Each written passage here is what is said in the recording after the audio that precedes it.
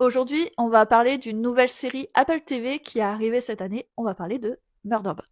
La série a adapté des romans Journal d'un assassin de Martha Wells, 7 tomes en tout de ce bouquin, et elle a été créée par Paul et Chris Weiss.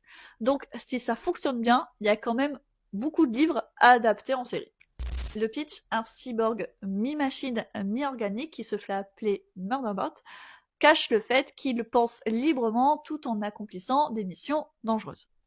J'avais bien accroché aux 2 premiers épisodes, l'univers est bien posé, le ton est clair, mais après avoir vu toute la saison, j'ai quelques réserves.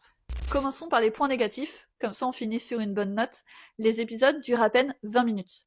Alors oui, ça passe vite, mais trop vite.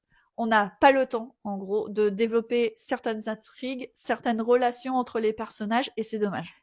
Il y a pas mal de persos, mais j'en retiens que 3. Murderbot, Mensa et Guratin.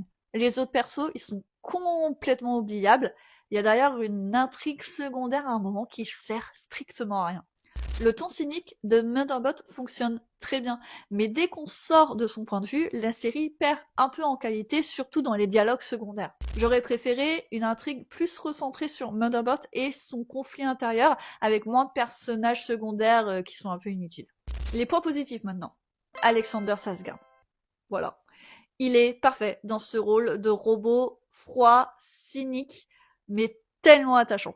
La voix off, c'est une idée géniale, ça donne du charme au personnage, et le fait qu'il soit fan de soap opéra intergalactique, c'est assez improbable, mais c'est tellement drôle, et ces moments-là sont d'ailleurs hilarants dans la série.